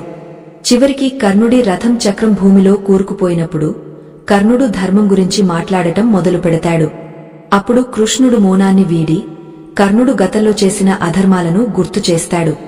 ఇక్కడ ఒక ముఖ్యమైన విషయం, మనం ఎప్పుడూ మౌనంగా ఉండకూడదు. శత్రువు ధర్మాన్ని వక్రీకరించి మాట్లాడుతున్నప్పుడు, అమాయకులను మోసం చేస్తున్నప్పుడు మౌనంగా ఉండటం పాపం. అప్పుడు గొంతెత్తాలి. కాని ఆ గొంతులో ఆవేశం ఉండకూడదు, సత్యముండాలి. కృష్ణుడు కర్ణుడితో వాదించలేదు, కేవలం నిజాలను అడిగాడు. ద్రౌపదిని అవమానించినప్పుడు నీ ధర్మమేమైంది? అభిమన్యుడిని ఒంటరిగా చంపినప్పుడు నీ ధర్మమేమైంది అని అడిగాడు. ఆ ప్రశ్నలకు కర్ణుడి దగ్గర సమాధానం లేదు. కర్ణుడి నోరు మూతపడింది. ఎప్పుడైతే శత్రువు దగ్గర సమాధానముండదో అప్పుడే వాడు ఓడిపోయినట్లు. శత్రువును మాటలతో కాకుండా వాడి మనస్సాక్షితో ఓడించాలి. వాడి తప్పును వాడికే తెలిసేలా చేయాలి. అది జరగాలంటే మనం ధర్మ మార్గంలో ఉండాలి. మనం తప్పు చేస్తూ ఎదుటివాడిని జయించలేము. కృష్ణుడు పాండవులకు ఎప్పుడు చెప్పేది ఇదే, మీరు ధర్మాన్ని తప్పకండి, ధర్మం మిమ్మల్ని కాపాడుతుంది. అరణ్యవాసంలో, అజ్ఞాతవాసంలో పాండవులు పడిన కష్టాలు అన్నీ ఇన్ని కావు. కాని వారు ఓపికతో, మౌనంగా ఆ కష్టాలను భరించారు. ఆ సహనమే వారికి అంతిమ విజయాన్ని ఇచ్చింది. మరొక కోణంలో ఆలోచిద్దాం. అసలు శత్రువు ఎందుకు ఏర్పడతాడు? మన ప్రవర్తన వల్లే కదా. కొన్నిసార్లు మనం తెలియకుండానే ఎదుటివారిని నొప్పించి ఉంటాం. కృష్ణుడు శిశుపాలుడిని ఎప్పుడూ అవమానించలేదు.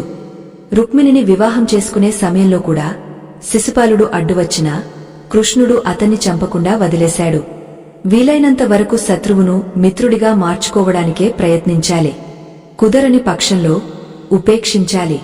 అప్పటికీ హాని తలపెడితే అప్పుడు శిక్షించాలి. ఈ 3 దశలు చాలా ముఖ్యం. చాలామంది మొదటి దశలోనే యుద్ధానికి దిగుతారు.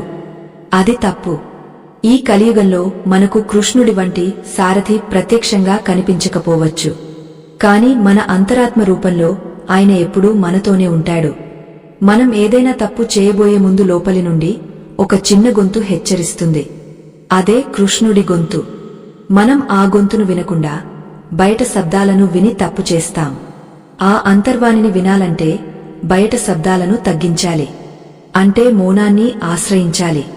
శత్రువులను జయించడానికి రహస్య దానం కూడా ఒక మార్గమని శాస్త్రాలు చెబుతున్నాయి. అంటే మనకు హాని చేసేవాడికి కూడా ఆపద వచ్చినప్పుడు ఎంతో కొంత సాయం చేయడం. ఇది వినడానికి వింతగా ఉండవచ్చు. కాని కర్ణుడు, దుర్యోధనుడు చనిపోయాక ధర్మరాజు వారికి అంత్యక్రియలు జరిపించాడు. ద్వేషం మనిషితో పాటే పోవాలి తప్ప అది కొనసాగకూడదు. ఎవరైతే శత్రువు పట్ల కూడా కరుణ చూపిస్తారో వారు దేవుడికి దగ్గరవుతారు. అప్పుడు దేవుడే వారి యుద్ధాన్ని తన భుజాలపై వేసుకుంటాడు. మీరు ఎప్పుడైనా గమనించారా? బాగా అరుస్తున్న కుక్కను చూసి మనం భయపడతాం కాని దాన్ని కొట్టడానికి రాయి వెతుకుతాం. కాని పాము బుస కొట్టదు, నిశ్శబ్దంగా ఉంటుంది. అందుకే పామును చూస్తే ఆమడ దూరం పారిపోతాం. నిశ్శబ్దంలో ఉన్న భయం అది. మీ వ్యక్తిత్వం అలా ఉండాలి. మీరు ఎవరిని కష్టపెట్టకూడదు. కాని ఎవరైనా మిమ్మల్ని కష్టపెట్టాలని చూస్తే మీ మౌనం వారిని భయపెట్టాలి. మీ కళ్లలో ఒక తేజస్సు ఉండాలి. అది రావాలంటే నిత్యం సత్యం పలకాలి, ధర్మాన్ని ఆచరించాలి. ఇప్పుడు మనం కథనంలో చాలా కీలకమైన దశకు చేరుకున్నాం. శత్రువులను ఎదుర్కోవడం గురించి తెలుసుకున్నాం, కుట్రలను భగ్నం చేయడం గురించి తెలుసుకున్నాం. కాని మన జీవితంలో ఎప్పుడో ఒకప్పుడు ఒక విచిత్రమైన పరిస్థితి వస్తుంది. మనం ఎంత మంచిగా ఉన్నా, ఎంత మౌనంగా ఉన్నా, ఎంత ధర్మంగా ఉన్నా కష్టాలు వెంటాడుతూనే ఉంటాయి. అప్పుడు మనకు అనిపిస్తుంది, దేవుడు కూడా నామీద పగబట్టాడా? ఆయన ఎందుకు మౌనంగా ఉన్నాడు అని. ద్రౌపదికి వస్త్రాపహరణం జరుగుతున్నప్పుడు కృష్ణుడు వెంటనే రాలేదు. కాసేపు మౌనంగా ఉన్నాడు. ఆ మౌనం వెనుక ఉన్న పరమార్థమేమిటి? భక్తుడు కష్టాల్లో ఉన్నప్పుడు దేవుడు పాటించే మౌనం ఆ భక్తుడిని ఎలా తీర్చిదిద్దుతుంది? అది శిక్షణ లేక పరీక్షణ? దేవుడి మౌనాన్ని మనం ఎలా అర్థం చేసుకోవాలి? ఇది చాలా సున్నితమైన మరియు భావోద్వేగంతో కూడిన విషయం. అంతేకాదు, మనకు అత్యంత అవమానం జరిగినప్పుడు, నలుగురిలో మన పరువు పోయినప్పుడు ఆ విషంలాంటి బాధను పరమశివుడిలా గొంతులో దాచుకుని అమృతాన్ని ఎలా పంచాలి? అవమానాన్ని ఆభరణంగా ఎలా మార్చుకోవాలి?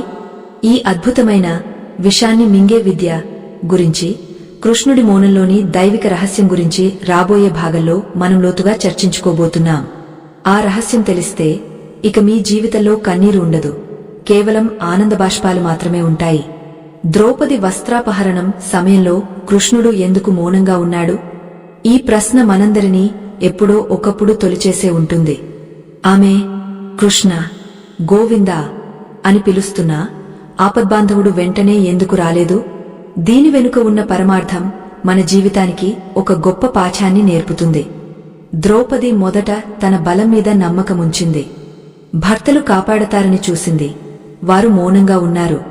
సభలోని పెద్దలు కాపాడతారని చూసింది, వారు తలదించుకున్నారు. చివరికి తన చేతులతో తన మానాన్ని కాపాడుకోవాలని ప్రయత్నిస్తూనే మరో పక్క కృష్ణుడిని పిలిచింది.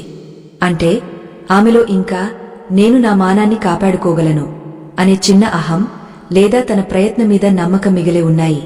ఎప్పుడైతే దుశ్శాసనుడి బలం ముందు తన బలం సరిపోదని గ్రహించిందో, ఇక తన వల్ల ఏమీ కాదని నిశ్చయించుకుందో, అప్పుడు రెండు చేతులు గాలిలోకి ఎత్తి, హే కృష్ణ, నీవే దిక్కు అని పూర్తిగా శరణాగతి చెందింది.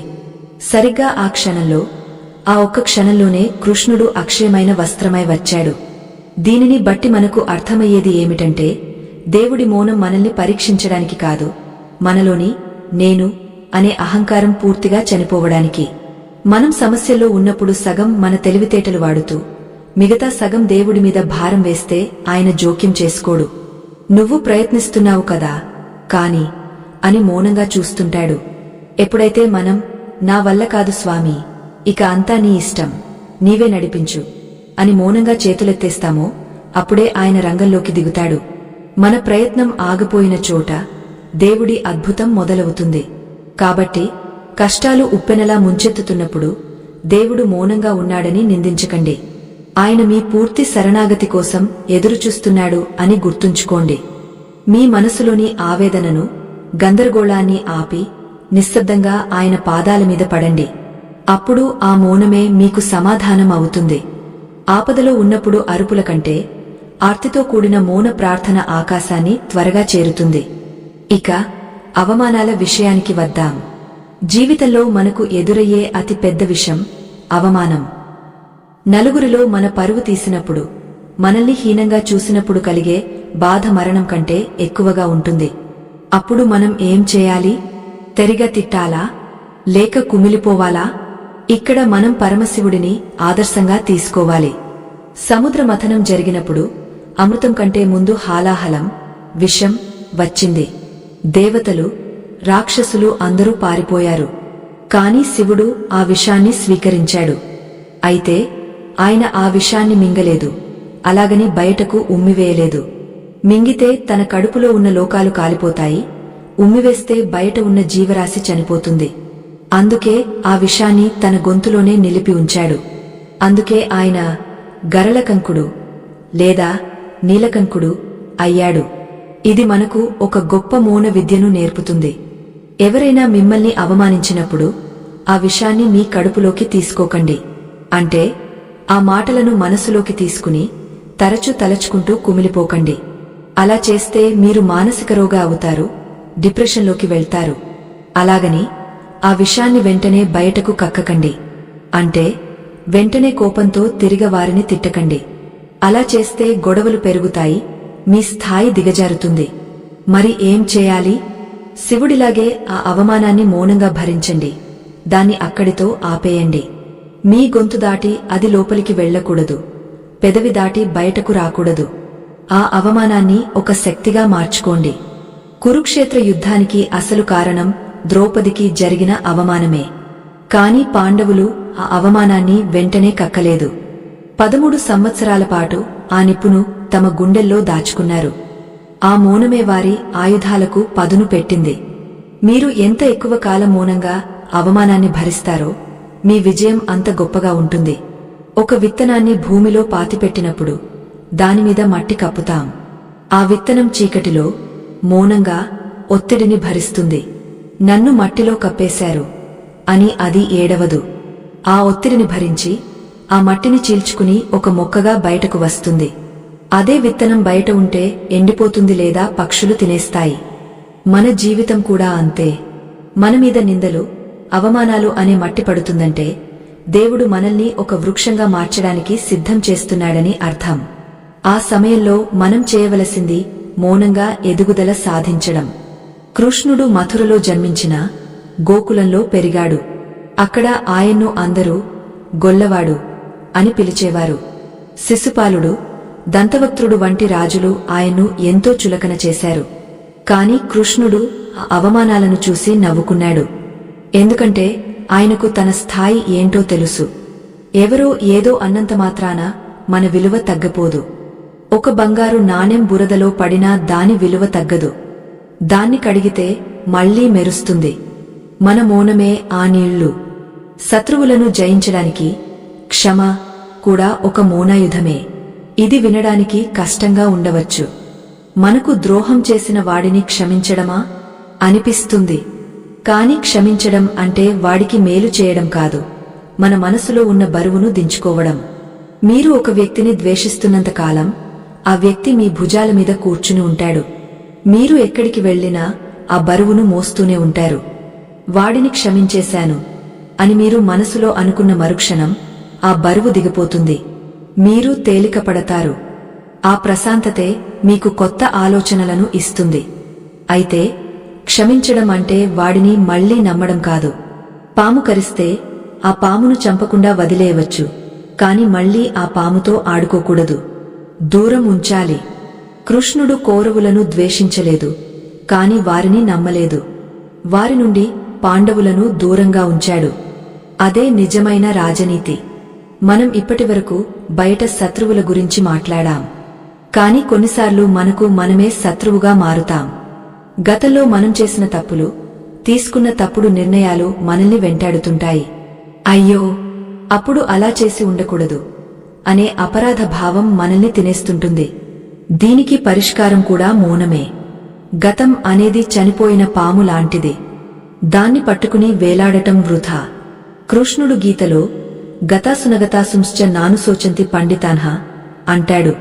అంటే జరిగిపోయిన దాని గురించి, జరగబోయే దాని గురించి పండితులు చింతించరు. గతం ఒక పాణ్యం మాత్రమే. ఆ పాఠాన్ని నేర్చుకుని పుస్తకాన్ని మూసివేయాలి. మౌనంగా ఉండటం అంటే గత ఆలోచనలను ఆపివేయడం, వర్తమానంలో జీవించడం. మీరు ఎప్పుడైతే ఇప్పుడు ఈ క్షణంలో నేను ఏం చేయగలను అని ఆలోచిస్తారో అప్పుడు మీలోని అంతర్గత శత్రువు ఓడిపోతాడు. మరొక ముఖ్యమైన విషయం మన రహస్యాలను కాపాడుకోవడం. చాణక్యుడు కూడా ఇదే చెబుతాడు. నీ ప్రణాళిక ఫలించే వరకు దాన్ని ఎవరికీ చెప్పకు. కృష్ణుడు యుద్ధంలో రేపు ఏం చేయబోతున్నాడో ఈరోజు ఎవరికీ చెప్పేవాడు కాదు. చివరికి అర్జునుడికి కూడా కొన్ని విషయాలు చివరి నిమిషంలోనే తెలిసేవి. మనం ఏదైనా మంచి పని మొదలుపెట్టినప్పుడు లేదా ఒక కొత్త వ్యాపారం చేస్తున్నప్పుడు ఉత్సాహంతో అందరికీ చెప్పేస్తాం. అప్పుడు శత్రువుల కన్ను దానిమీద పడుతుంది. లేదా మనమే ఆ మాటల ప్రభావం వల్ల పని చేయడం మానేసి కలలు కనడం మొదలు పెడతాం. పని పూర్తయ్యే వరకు పెదవి విప్పకూడదు. మీ విజయం శబ్దం చేయాలి కాని మీ ప్రయత్నం శబ్దం చేయకూడదు. కృష్ణుడు పూతనను చంపేటప్పుడు కూడా ఆమె పాలు ఇస్తానంటే మౌనంగా వెళ్లి ఆమె ఒడిలో కూర్చున్నాడు. ఆమె రాక్షసి అని తెలిసినా అరవలేదు. మౌనంగా పాలు తాగుతూనే ఆమె ప్రాణాలను కూడా లాగేశాడు. శత్రువు మన ఇంటికి వచ్చినా మర్యాదగా ఆహ్వానించాలి. ఆ మర్యాద వెనుక మన జాగ్రత్త, మన వ్యూహం దాగ ఉండాలి. ఇప్పుడు ఒక ఆసక్తికరమైన ప్రశ్న. కురుక్షేత్ర యుద్ధం ముగిసింది. పాండవులు గెలిచారు. కాని ఆ గెలుపు వెనుక ఉన్నది ఎవరు? ఆయుధం పట్టిన అర్జునుడా, లేక మౌనంగా రథం నడిపిన కృష్ణుడా? విజయం వచ్చాక కృష్ణుడు ఆ ఘనతను తనకు తీసుకోలేదు. ఇదంతా మీ వల్లే జరిగింది కృష్ణ అని పాండవులు అన్నా ఆయన కేవలం చిరునవ్వుతో నేను నిమిత్తమాత్రుడిని, అంతా కాల నిర్ణయం అన్నాడు. నిజమైన నాయకుడు విజయం వచ్చినప్పుడు వెనుక ఉంటాడు, కష్టం వచ్చినప్పుడు ముందు ఉంటాడు. కృష్ణుడు యుద్ధం అయిపోగానే రథం మీద నుండి ముందుగా దిగలేదు. అర్జునుడిని దిగమన్నాడు. అర్జునుడు దిగి దూరంగా వెళ్ళాక కృష్ణుడు దిగాడు. ఆయన దిగగానే ఆ రథం భగ్గున మండిపోయింది. అంటే యుద్ధంలో అస్త్రశస్త్రాల వల్ల రథం ఎప్పుడో కాలిపోవాల్సింది. కాని కృష్ణుడు తన శక్తితో, తన మౌన యోగంతో దాన్ని కాపాడుతూ వచ్చాడు. పని పూర్తవగానే దాన్ని వదిలేశాడు. మన జీవితంలో కూడా మన శరీరం అనే రథాన్ని నడిపేది ఆ పరమాత్మే. మనం విజయాలు సాధించినప్పుడు నేను సాధించాను అని విర్రవీగకూడదు. ఆ శక్తి మనది కాదు, మనలో ఉన్న ఆత్మది అని గ్రహించాలి. ఆ కృతజ్ఞతా భావమే సాత్విక మౌనం. విజయం వచ్చినప్పుడు ఎగిరి గంతేయడం, ఓటమి వచ్చినప్పుడు కుంగపోవడం అజ్ఞానుల లక్షణం. రెండింటినీ సమంగా స్వీకరించడం యోగుల లక్షణం. ఈ కథనంలో మనం చివరి అంకానికి చేరుకుంటున్నాం. శత్రువులను జయించాం, కుట్రలను ఛేదించాం, అవమానాలను దిగమింగాం. కాని ఇంకా ఒక్కటి మిగిలి ఉంది. అదే కర్మ. మనం చేసిన కర్మలు మనల్ని వెంటాడుతున్నప్పుడు వాటిని మౌనంతో ఎలా దగ్ధం చేయాలి? కృష్ణుడు తన చేతిలో ఎప్పుడు మురళిని, ఫ్లూట్ ఎందుకు ఉంచుకుంటాడు? ఆ మురళికి మౌనానికి ఉన్న సంబంధమేమిటి? ఆ వెదురు కర్ర లోపల ఖాళీగా ఉంటుంది. అంటే దానికి సొంతగా ఏ గర్వం, ఏ ఆలోచన లేదు. అందుకే కృష్ణుడు దాన్ని తన పెదవులకు ఆనించుకుని అందులో నుండి అద్భుతమైన సంగీతాన్ని పలికిస్తాడు. మనం కూడా ఆ మురళిలా మనసును ఖాళీగా, మౌనంగా ఉంచుకుంటే భగవంతుడు మన ద్వారా తన కార్యాన్ని నెరవేరుస్తాడు. అప్పుడు ఇక మనకు శత్రువులే ఉండరు, అందరూ మిత్రులే అవుతారు. తదుపరి మరియు చివరి భాగంలో ఈ మురళి రహస్యం గురించి మరియు మన నిత్య జీవితంలో, అంటే ఆఫీసులో, ఇంట్లో, సమాజంలో ఈ కృష్ణనీతిని ఎలా ఆచరణలో పెట్టాలో కొన్ని ప్రాక్టికల్ చిట్కాలు తెలుసుకుందాం. అలాగే కృష్ణుడు చెప్పిన మౌనవ్రతం వల్ల మన ఆరోగ్యానికి, మన ఆయుష్కు కలిగే లాభాలేంటో కూడా చూద్దాం. ఆఖరిగా కృష్ణుడు ఈ లోకాన్ని వదిలి వెళ్లేటప్పుడు పాటించిన అంతిమ మౌనం మనకు మరణం పట్ల భయాన్ని ఎలా పోగొడుతుందో తెలుసుకుని ఈ అద్భుతమైన ప్రయాణాన్ని ముగిద్దాం. ఇది మన ప్రయాణంలో చివరి మజిలీ. కృష్ణుడి చేతిలో ఎప్పుడు ఉండే ఆ వెదురు పిల్లనగ్రోవి మురళి మనకు ఒక గొప్ప జీవన సత్యాన్ని నిశ్శబ్దంగా బోధిస్తోంది. మీరు ఎప్పుడైనా గమనించారా? వెదురు కర్ర లోపల ఏమీ ఉండదు, అది బోలుగా ఉంటుంది. దానికి సొంతగా ఏ స్వరము లేదు, ఏ అహంకారమూ లేదు. నేను పాడుతున్నాను అనే గర్వం దానికి అస్సలు ఉండదు. అది పూర్తిగా తనను తాను కృష్ణుడికి అర్పించుకుంది. అంతేకాదు, ఆ వెదురు మురళిగా మారడానికి ఎంతో నొప్పిని భరించింది. తన ఒంటిపై రంధ్రాలు చేయించుకుంది. మన జీవితంలో వచ్చే కష్టాలు కూడా ఆ రంధ్రాల లాంటివే. మనం ఆ కష్టాలను చూసి భయపడకూడదు. ఆ రంధ్రాల నుండే భగవంతుడు జీవన సంగీతాన్ని పలికిస్తాడు. మనమెప్పుడైతే మన మనస్సులోని ఆలోచనలను, అహంకారాన్ని, కోరికలను ఖాళీ చేసి ఆ మురళిలా మౌనంగా మారతామో, అప్పుడు ఆ పరమాత్మ మన ద్వారా తన కార్యాలను నిర్వహిస్తాడు. అప్పుడు మన జీవితం ఒక మధురమైన గీతంలా మారుతుంది. మనకు శత్రువులు ఎందుకు ఉంటారు? నేను, నాది అనే భావన ఉన్నంతవరకే శత్రువు ఉంటాడు. ఈ ఇల్లు నాది, ఈ పదవి నాది, ఈ గౌరవం నాది అనుకున్నప్పుడు దానికి ఎవరైనా పోటీ వస్తే వారు శత్రువులుగా కనిపిస్తారు. కాని మురళిలా నాది ఏమీ లేదు, అంతా నీదే అనుకున్నప్పుడు ఇక పోటీ ఎక్కడ ఉంటుంది? శత్రువు ఎక్కడ ఉంటాడు? ఇదే కృష్ణుడు చెప్పిన సంపూర్ణ శరణాగతి తత్వం. మౌనం అంటే మాటలు ఆపేయడం మాత్రమే కాదు, ఈ నాది అనే భావనను వదిలేయడం.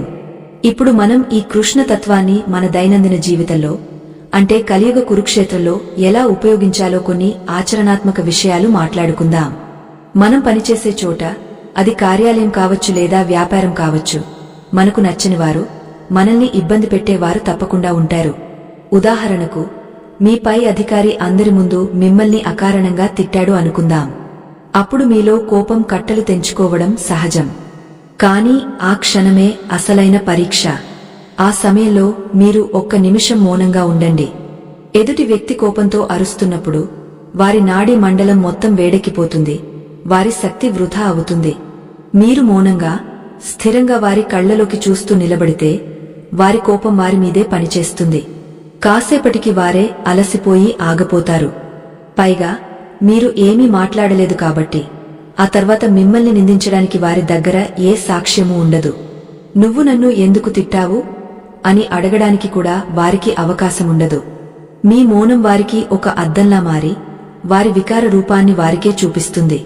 అలాగే కుటుంబంలో భార్యాభర్తల మధ్య లేదా తల్లిదండ్రులు, పిల్లల మధ్య గొడవలు రావడం సహజం. ఒక చిన్న మాట పెద్ద వాగ్వాదానికి, అది మనస్పర్ధలకు దారితీస్తుంది. నువ్వు ఇలా అన్నావు అంటే నువ్వు అలా అన్నావు అని గొడవ పెరుగుతూనే ఉంటుంది. ఆ సమయంలో ఎవరో ఒకరు మౌనవ్రతం పాటించాలి. అవతలివారు ఎంత రెచ్చగొట్టినా ఒక్క 5 నిమిషాలు నోరు తెరవకండి. ఆ 5 నిమిషాల మౌనం మీ బంధాన్ని కాపాడుతుంది. గొడవ సద్దుమనిగాక ఇద్దరూ ప్రశాంతంగా ఉన్నప్పుడు మాట్లాడితే సమస్య పరిష్కారం అవుతుంది. కోపంలో తీసుకున్న నిర్ణయాలు, కోపంలో అన్న మాటలు జీవితాంతం గాయాలను మిగిల్చేస్తాయి. మౌనం ఆ గాయాలు కాకుండా కాపాడుతుంది. మరొక ముఖ్యమైన విషయం, అవకాశం ఇవ్వడం. మనం ఎప్పుడూ ఎదుటివారు చెప్పేది పూర్తిగా వినం. వారు సగం చెప్పగానే మనం అడ్డుపడి మన అభిప్రాయం చెప్పేస్తాం. ఇది చాలా పెద్ద తప్పు. కృష్ణుడు అర్జునుడి సందేహాలని తీరే వరకు గంటల తరబడి మౌనంగా విన్నాడు. వినడం ఒక గొప్ప కళ. మీరు ఎప్పుడైతే ఎదుటి వ్యక్తి చెప్పేది పూర్తిగా, శ్రద్ధగా వింటారో అప్పుడే వారి మనసులో మీకు ఒక ప్రత్యేక స్థానం ఏర్పడుతుంది. నన్ను అర్థం చేసుకునేవారు ఉన్నారు అనే భావన వారికి కలుగుతుంది. దీనివల్ల శత్రువులు కూడా మిత్రులుగా మారుతారు. మౌనం వల్ల మన ఆరోగ్యానికి కలిగే మేలు అంతా ఇంతా కాదు. ఆయుర్వేదం ప్రకారం మనం మాట్లాడేటప్పుడు మన శరీరంలోని వాక్ శక్తి ఖర్చవుతుంది. ఇది అగ్ని తత్వానికి సంబంధించినది. ఎక్కువగా మాట్లాడేవారు త్వరగా అలసిపోతారు, వారిలో ఏకాగ్రత తగ్గుతుంది. ఎవరైతే మితంగా మాట్లాడతారో లేదా రోజులో కొంత సమయం మౌనంగా ఉంటారో వారిలో ఓజస్సు పెరుగుతుంది. వారి ముఖంలో ఒక రకమైన తేజస్సు వస్తుంది. ఋషులు, మునులు అంత తేజోవంతంగా ఉండటానికి కారణం వారి మౌనమే. మీరు గమనించండి, గొప్ప గొప్ప నాయకులు, సాధువులు చాలా తక్కువగా, నెమ్మదిగా మాట్లాడతారు. వారి మాటలకు విలువ ఉంటుంది. ఎందుకంటే వారు మౌనంలో శక్తిని కూడగట్టుకుని దాన్ని మాటల రూపంలో వదులుతారు. అది తూటాలా పనిచేస్తుంది. అదే పనికిరాని విషయాలు వాగుతూ ఉంటే మన మాటకు విలువ ఉండదు. మన శక్తి కూడా వృధా అవుతుంది. కాబట్టి రోజులో కనీసం 1 గంట అయినా ఫోన్ పక్కన పెట్టి ఎవరితోనూ మాట్లాడకుండా ప్రకృతితోనో లేదా దైవంతోనో గడపండి. ఆ సమయంలో మీ మెదడు రీఛార్జ్ అవుతుంది. ఇప్పుడు మనం కృష్ణుడి జీవితంలోని చివరి అంకానికి, అత్యంత కీలకమైన ఘట్టానికి వచ్చాం. అదే మోసల పర్వం. కురుక్షేత్ర యుద్ధం ముగిసి 36 సంవత్సరాలు గడిచాయి. గాంధారి శాపం ఫలించే సమయం వచ్చింది. సొంత వారైన యాదవులు మత్తులో మునిగి ఒకరినొకరు చంపుకోవడం మొదలుపెట్టారు. సముద్రపు ఒడ్డున పెరిగిన తుంగగడ్డిని పీకి దాన్నే ఆయుధాలుగా మార్చుకుని ఒకరిని ఒకరు నరుకుంటున్నారు. ప్రద్యుమ్నుడు, సాత్యకి వంటి మహాయోధులు కళ్ల ముందే చనిపోతున్నారు. ఆ సమయంలో కృష్ణుడు ఏం చేశాడు? ఆయన తలచుకుంటే ఆ గొడవను ఒక్క క్షణంలో ఆపేయలేడా? చనిపోయిన వారిని బతికించలేడా? అందరినీ రక్షించలేడా? ఖచ్చితంగా చేయగలడు. కాని కృష్ణుడు అలా చేయలేదు. ఒక రాయి మీద కూర్చుని మౌనంగా ఆ వినాశనాన్ని చూస్తూ ఉండిపోయాడు. ఎందుకంటే అది కాల నిర్ణయం. భూమి భారం తగ్గించడానికి వచ్చిన ఆయన కార్యం ముగిసింది. తన వంశం కూడా నాశనం కావడం విధి అని ఆయనకు తెలుసు. ఇదే సాక్షిభావం యొక్క పరాకాష్ఠ. తన కళ్ల ముందే తన కొడుకులు, మనుమలు, బంధువులు చనిపోతున్నా కృష్ణుడు చలించలేదు, కన్నీరు పెట్టలేదు. కేవలం సాక్షిగా చూశాడు. ఎందుకంటే పుట్టుక, చావు అనేవి సృష్టి ధర్మాలు అని, ఆత్మకు చావు లేదని ఆయనకు పూర్తిగా తెలుసు. మనం కూడా జీవితంలో మనకు అత్యంత ఇష్టమైన వాటిని కోల్పోయినప్పుడు లేదా ఆత్మీయులు దూరమైనప్పుడు ఆ దుఃఖాన్ని దిగమింగుకుని కృష్ణుడిలా సాక్షిగా నిలబడగలగాలి. అది చాలా కష్టం, కాని అదే నిజమైన జ్ఞానం. చివరికి బలరాముడు కూడా శరీరాన్ని వదిలేస్తాడు. కృష్ణుడు అడవిలో ఒక చెట్టు కింద కాలుమీద కాలు వేసుకుని విశ్రాంతి తీసుకుంటుంటాడు. అప్పుడు జర అనే ఒక వేటగాడు దూరం నుండి కృష్ణుడి కాలును చూసి అది జింకముఖం అనుకుని బాణం వేస్తాడు. ఆ బాణం కృష్ణుడి పాదానికి తగులుతుంది. వేటగాడు దగ్గరకు వచ్చి చూసి తాను దేవుడిని కొట్టానని తెలుసుకుని భయంతో వణికిపోతూ కాళ్లమీద పడతాడు. నన్ను క్షమించు స్వామీ, తెలియక తప్పు చేశాను, నన్ను శిక్షించు అని ఏడుస్తాడు. అప్పుడు కృష్ణుడు ఆ వేటగాడిని కోప్పడలేదు. చిరునవ్వుతో అతన్ని లేవదీసి, భయపడకు, ఇది నీ తప్పు కాదు, ఇది ముందే నిర్ణయించబడింది. త్రేతాయుగంలో నేను రాముడిగా ఉన్నప్పుడు వాలిని చెట్టు చాటు నుండి చంపాను. ఆ వాలి ఇప్పుడు నువ్వుగా పుట్టావు. ఆ కర్మను నేను ఇప్పుడు అనుభవిస్తున్నాను అని చెబుతాడు. చూసారా, మరణం ముంచుకొస్తున్న సమయంలో కూడా కృష్ణుడు ఎంత ప్రశాంతంగా, ఎంత మౌనంగా కర్మ సిద్ధాంతాన్ని వివరించాడో. సాధారణ మనిషి అయితే ఆ నొప్పికి విలవిలలాడుతూ డాక్టర్ల కోసం, సహాయం కోసం అరుస్తాడు. కాని కృష్ణుడు ఆ నొప్పిని మౌనంగా స్వీకరించాడు. తన శరీరాన్ని వదిలివేయడానికి సిద్ధమయ్యాడు. ఆకాశం నుండి దేవతలు వచ్చారు, పుష్పవర్షం కురిపించారు.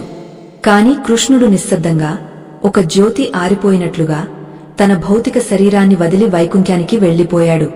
ఆయన వెళ్లిపోగానే సముద్రం ఉప్పొంగి ద్వారక నగరాన్ని తనలో కలిపేసుకుంది. అంతా జలమయం, అంతా నిశ్శబ్దం. కృష్ణుడి జీవితం ఒక ఉత్సవమైతే ఆయన మరణం ఒక నిశ్శబ్ద సందేశం. మనం ఈ లోకానికి వచ్చినప్పుడు ఏడ్చుకుంటూ వస్తాం, అందరూ నవ్వుతూ స్వాగతం పలుకుతారు.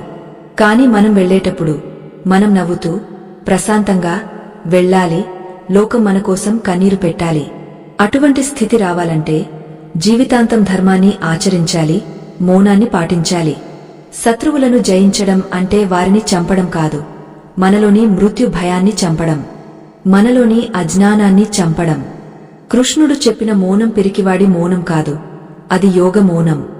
అది సముద్రం అంత లోతైనది, ఆకాశం అంత విస్తృతమైనది. మీరు ఎప్పుడైతే ఆ మౌనాన్ని రుచి చూస్తారో ఇక మీకు ఈ ప్రపంచంలో ఏది కష్టంగా అనిపించదు. శత్రువుల తిట్లు మీకు ఆశీర్వాదాలుగా వినిపిస్తాయి, కష్టాలు మీకు పరీక్షలుగా కనిపిస్తాయి. ప్రతి అడుగులోనూ మీకు కృష్ణుడే తోడుగా కనిపిస్తాడు. కాబట్టి మిత్రులారా, ఇప్పటి నుండి చిన్న చిన్న విషయాలకు ఆవేశపడకండి. ఎవరైనా మిమ్మల్ని రెచ్చగొడితే ఒక చిరునవ్వు నవ్వి మౌనంగా ఉండిపోండి. ఆ మౌనంలో ఉన్న శక్తిని గమనించండి. రోజుకు కొద్దిసేపు మీ అంతరాత్మతో మాట్లాడండి. మీ సమస్యలన్నింటికీ పరిష్కారం మీలోనే ఉంది, బయట వెతకకండి. కృష్ణుడు కురుక్షేత్రంలో రథం తోలినట్లు మీ జీవిత రథాన్ని కూడా ఆయనే నడిపిస్తాడు. కేవలం పగ్గాలు ఆయనకు అందించి మీరు వెనుక సీట్లో ప్రశాంతంగా కూర్చోండి. ఈ సుదీర్ఘ ప్రయాణంలో నాతో పాటు నడిచినందుకు మీకు ధన్యవాదాలు. కృష్ణుడు చెప్పిన ఈ మౌన రహస్యం మీ జీవితంలో కొత్త వెలుగును నింపుతుందని ఆశిస్తున్నాను. ఈ కథనం మీకు నిజంగా నచ్చితే, మీ హృదయాన్ని కదిలించినట్లయితే దయచేసి ఈ వీడియోను లైక్ చేసి మీ అభిమానాన్ని తెలియజేయండి. మీరు కూడా మీ జీవితంలో ఎప్పుడైనా మౌనంగా ఉండి విజయం సాధించారా? లేదా ఇకపై మౌన వ్రతం పాటించాలనుకుంటున్నారా? మీ అనుభవాలను, అభిప్రాయాలను కింద కామెంట్ రూపంలో తెలియజేయండి. జై శ్రీకృష్ణ అని ఒక్కసారి మనసుపూర్తిగా కామెంట్ చేయండి. అది మాకు ఎంతో శక్తిని ఇస్తుంది. ఇలాంటి మరెన్నో అద్భుతమైన ఆధ్యాత్మిక రహస్యాలను, ధార్మిక విషయాలను తెలుసుకోవడానికి, మన సనాతన ధర్మాన్ని కాపాడుకోవడానికి మా ఛానల్కు తప్పకుండా సభ్యత్వం తీసుకోండి. పక్కనే ఉన్న గంట సింబల్ నొక్కడం మర్చిపోకండి. దానివల్ల మా తదుపరి వీడియోలు మీకు వెంటనే తెలుస్తాయి. మరొక అద్భుతమైన వీడియోతో మళ్లీ కలుద్దాం. అంతవరకు సెలవు. సర్వం శ్రీకృష్ణార్పణమస్తు. లోకా సమస్తా సుఖినో భవంతు. ఓం శాంతిన్హ శాంతిన్హ శాంతిన్హ.